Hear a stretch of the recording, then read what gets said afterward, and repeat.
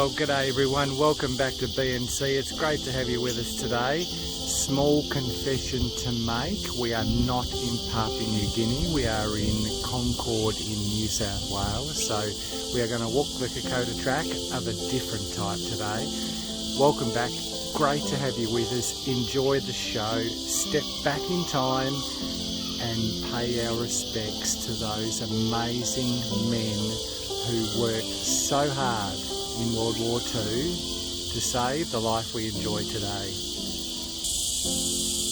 So let's step back for a moment and retrace the steps of the Kokoda Track.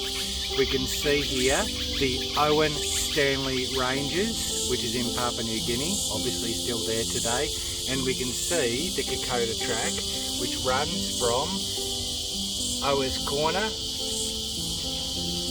Gillow, Ubri, Mita Range, Manari, Efforgy, Neola 1 and 2, across Templeton's Crossing, Eora Creek, and then down obviously to Kokoda. So you can see the type of terrain that the soldiers had to endure. And obviously Amita Ridge being Australia's final defensive position against the oncoming Japanese Defence Force in World War II.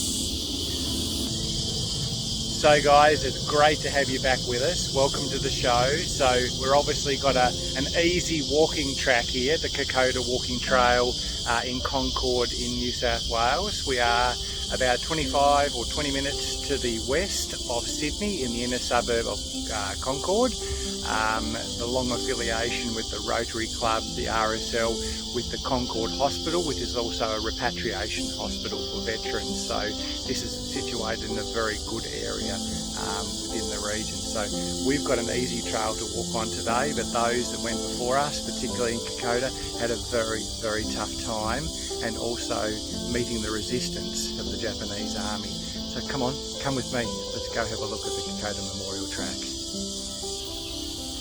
So we start at the car park, which is located at the Concord Hospital end of the area, and we start our journey. Every 50 metres or so is a plaque that obviously represents each stage of the Kokoda Track. So we got a really easy day, guys, but as we go along, obviously it's the opportunity to pay our respects to what happened in those different environments as we head up the Owen Stanley Ranges. Eora Biawa, okay, is our next step. So you can see there, we're heading up from Amita, up the mountains as we go. So we're at the next stop here. So this was the furthest most point of the Japanese advance. This is as far as the Japanese got. And obviously if they did get any further, they would have reached Australia. So incredibly brave. And there is the picture of the men standing in that location. Okay, so we're coming along a little bit further. We've gone over the first range and we've popped over to Manari now.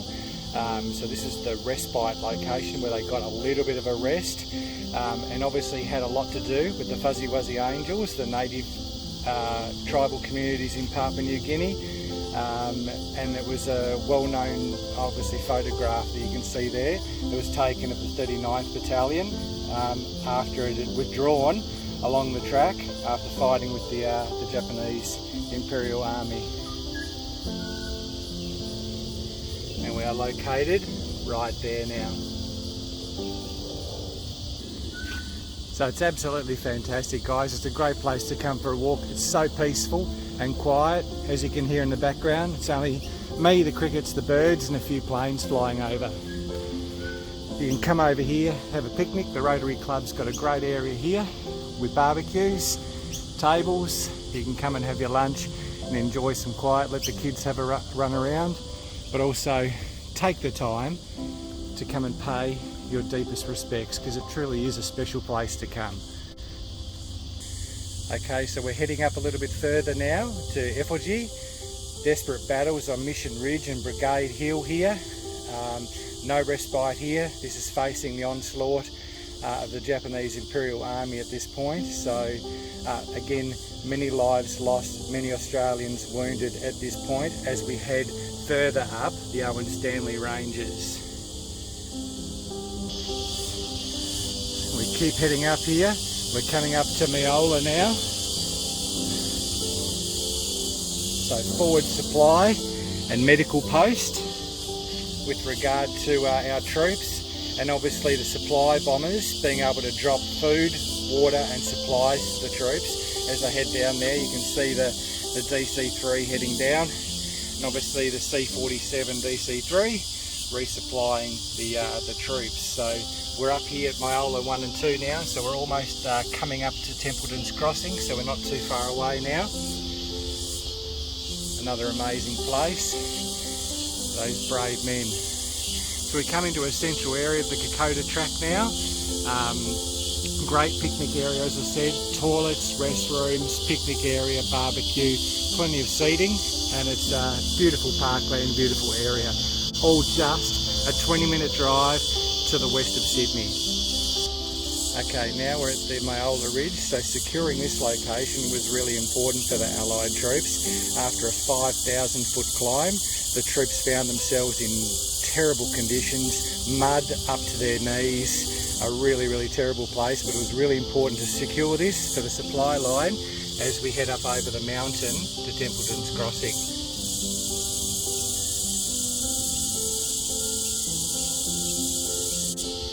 So here we go, we've reached the peak, we're up over the top, Templeton's Crossing now, and this is where they met the fiercest resistance.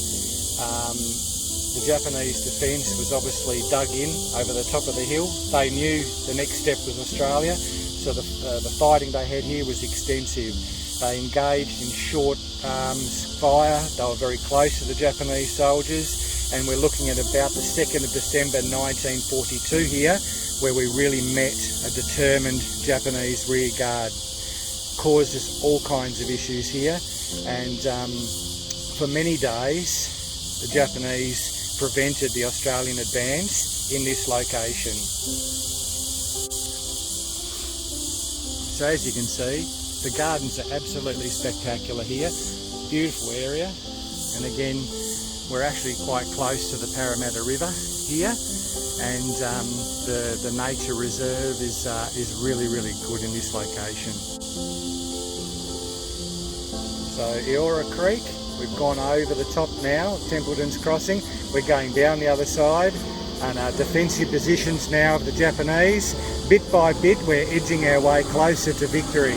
Absolutely extraordinary. So we've got the 2nd and 3rd Battalion, the 2nd and 1st Battalion. They met together the 21st of October 1942, going over the top of Templeton's Crossing together, and in the afternoon forcing one of the first Japanese withdrawals.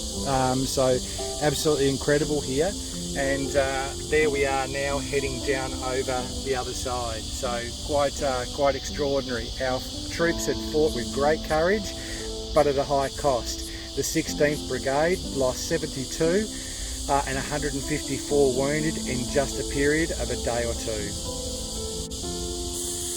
So one of the special parts, you come towards the end of the walk, you come to the memorial walls, which are absolutely spectacular, where we focus on the Golden Stairs, return from Isarava, the forward scouts, and obviously the courage, mateship, sacrifice, the values of the Australian Army, and the Fuzzy Wuzzy Angels. So here we go, everyone.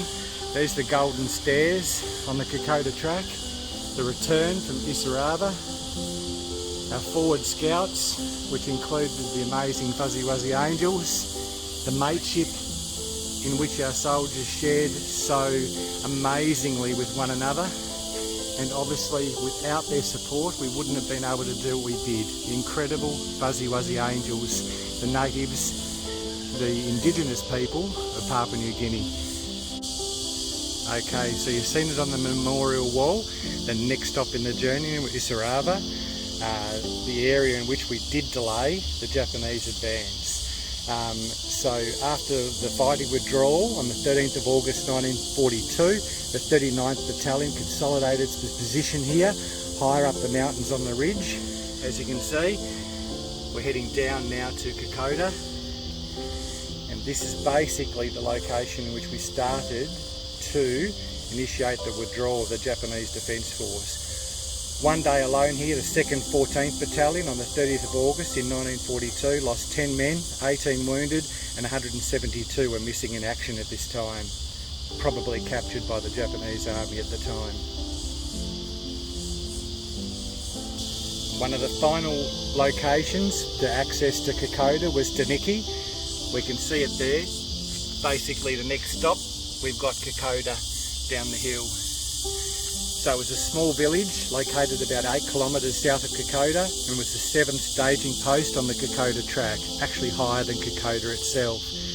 And gradually here, there were over 600 troops, including 40 from the Papua-New Infantry Battalion.